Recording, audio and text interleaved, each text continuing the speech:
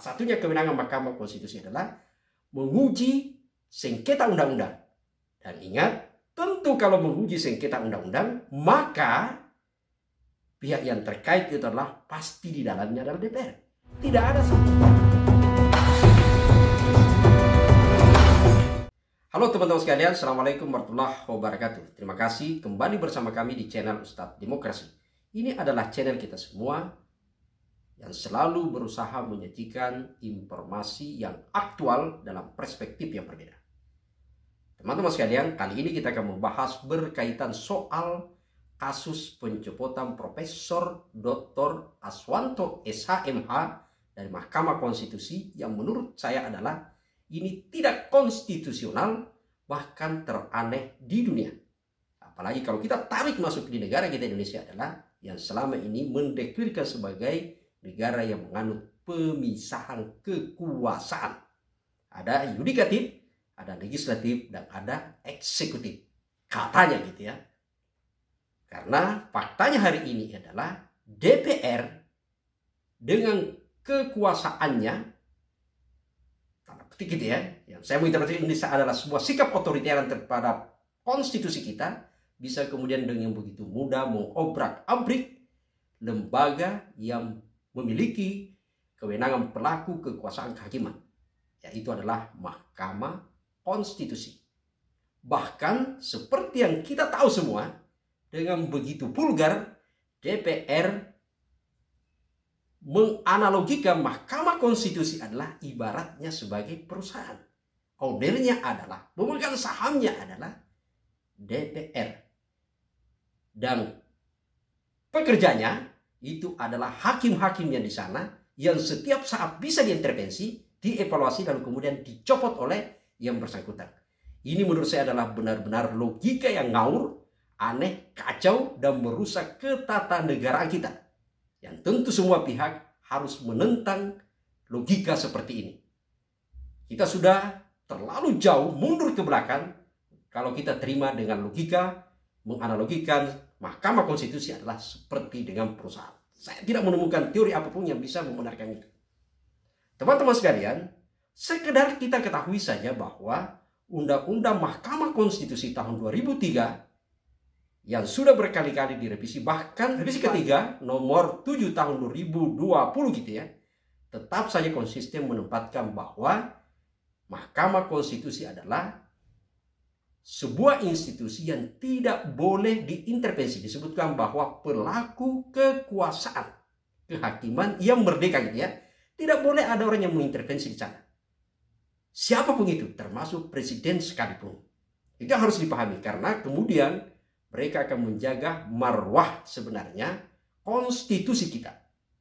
Kalau kita baca betul di situ di undang-undang di sini, meskipun sebenarnya nanti kita akan bahas di channel lainnya, sekedar bocoran saja bahwa sekarang ini harmonisasi revisi undang-undang Mahkamah Konstitusi keempat masuk ada pasal terselubung di sana, pasal 27C, bahwa hakim konstitusi bisa dievaluasi dalam 5 tahun dan atau bahkan kapan saja.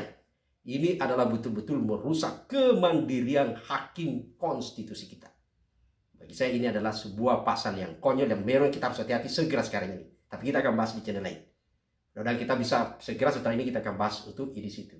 Hal yang lain adalah kita akan bahas pada berkaitan, kembali ke tema kita adalah berkaitan soal pencopotan Prof. Aswanto. Kembali lagi kepada konstitusi kita gitu ya, bahwa Pak Aswanto sesungguhnya adalah, kalau kita mengacu ke undang-undang Mahkamah Konstitusi, maka kita akan lihat pada periode seseorang, periode kerja mereka. Pak Aswanto sendiri adalah sebenarnya adalah hakim konstitusi yang sudah bekerja di sana itu pada periode kedua. Beliau kemudian terpilih pada periode pertama adalah 2014 sampai 2019, lalu kemudian kembali terpilih. Dan berdasarkan undang-undang, lagi-lagi ya, kalau kita mengacu pada undang-undang Mahkamah Konstitusi yang baru, yaitu adalah nomor 7 tahun 2020, maka periodisasi Pak Aswanto baru akan berakhir itu pada tahun 2029. Kalaupun kita mengacu pada undang-undang yang lama, juga belum selesai, karena mereka terpilih adalah 2019, maka masih ada setahun seandainya kalau dilihat pada posisi itu.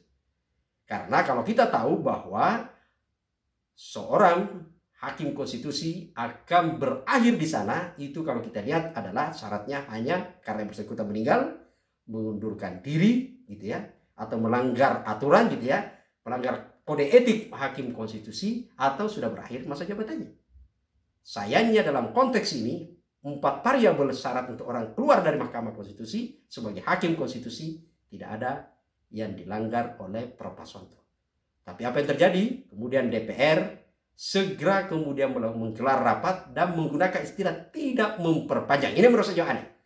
Tidak memperpanjang gitu ya. Jadi seolah-olah tiket dicabut gitu ya, tidak memperpanjang untuk Prof. Paswanto gitu ya sebagai hakim konstitusi. Kalau dia menyatakan tidak memperpanjang berarti sudah berakhir. Gitu ya. Ini yang menarik untuk kita diskusikan. Yang lain adalah seolah-olah kan kalau dia memperpanjang, emang iya Mahkamah Konstitusi itu adalah fraksi X-nya dari DPR. Saya kira bukan. Ingat, kita menganut istilah pemisahan kekuasaan. Tapi lagi-lagi itulah realitas. Dan logika yang dibangun oleh, argumentasi yang dibangun oleh DPR adalah hanya karena menyebut saya, ibaratnya adalah perusahaan sebagai owner, yang kemudian tidak sejalan dengan para karyawan di sana. Ini menganalogikan seperti itu. Ini menurut saya lagi-lagi adalah logika ngawur. Tapi ada menarik di balik itu. Apa yang tidak sejalan oleh mereka?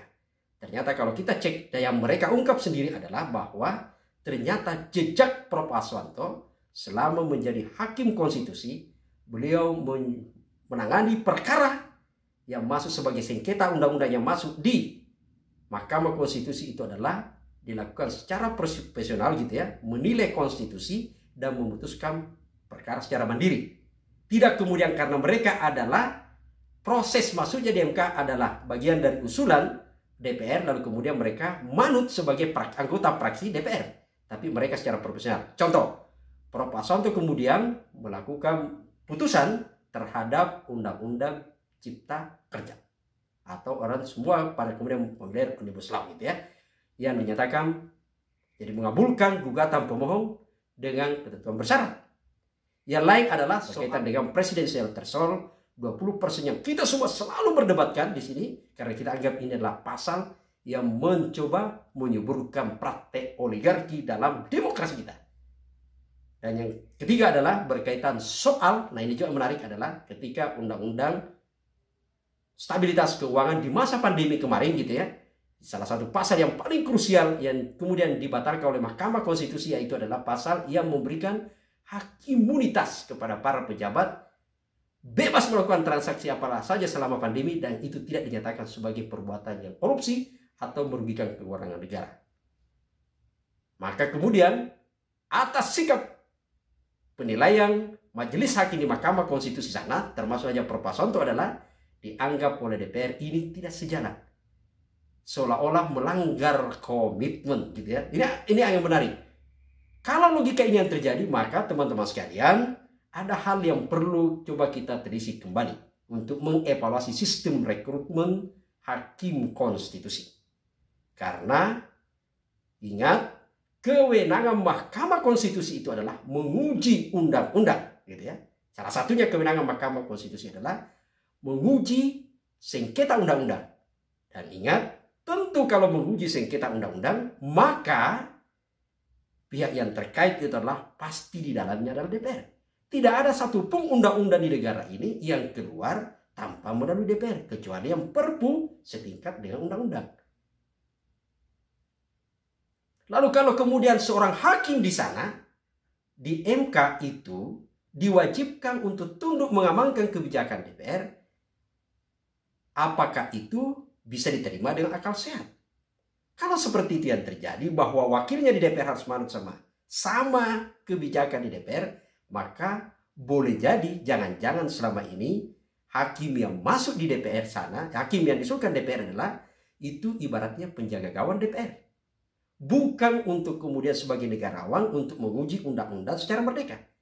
Maka pertanyaan yang paling krusial juga adalah, jangan-jangan yang diusulkan pengganti Prof. Paswanto itu adalah ketika membangun deal justru ada terselubung sebagai karyawan perusahaan dari DPR. Ingat, DPR menganalogikan adalah Mahkamah Konstitusi sebagai perusahaan mereka. Ownernya adalah DPR. Mohon maaf, ini perlu diklarifikasi. Jangan-jangan orang yang diusulkan masuk itu adalah sudah membangun deal untuk manut pada, setia kepada order itu. Karena yang satu yaitu Pak Sonto tidak bisa dipegang oleh DPR. Padahal kita tahu bahwa terlalu banyak undang-undang yang mengebiri hak-hak publik. Ingat, bahkan yang baru saja kemarin sebenarnya publik sudah bersiap-siap untuk melakukan juga gugatan adalah Undang-Undang Perlindungan Data Pribadi. Publik banyak memahami bahwa undang-undang ini sudah lama diperjuangkan dan orang kemudian euforia menyatakan bersyukur sudah ditetapkan. Sayang sekali kalau kita telisik masuk di pasal-pasalnya, ada pasal yang terselubung di dalam adalah justru lagi-lagi melindungi orang-orang yang berniat jahat. Misalnya, tidak boleh dipublikasi rekam jejak seorang yang pernah melakukan perbuatan korupsi. Apa maksud di balik ini yang tidak hubungannya dengan data pribadi? Kalau itu terjadi, maka orang publik masyarakat, terutama yang bergerak dalam anti korupsi, salah satu pilihan, satu-satunya pilihan adalah tentu akan menguji ke Mahkamah Konstitusi. Lalu kemudian kalau ke Mahkamah Konstitusi ternyata di sana adalah sudah siap penjaga gawangnya DPR, yakinlah pantas saja selama ini banyak undang-undang yang digugat oleh publik tidak bisa dikabulkan oleh hakim. Karena ternyata hakim itu adalah orangnya yang dicomot oleh DPR. Mohon maaf. Ini adalah tantangan Mahkamah Konstitusi bagaimana memperlihatkan dirinya hakim-hakim di sana bahwa kalian adalah negarawan yang betul-betul berintegritas, yang bisa melepaskan diri dari yang pengusulnya tadi adalah baik dari Mahkamah Agung, Presiden gitu ya, dan terutama DPR. Karena ketahuilah bahwa Anda dalam konstitusi itu dinyatakan sebagai orang yang merdeka untuk memutuskan perkara. Walau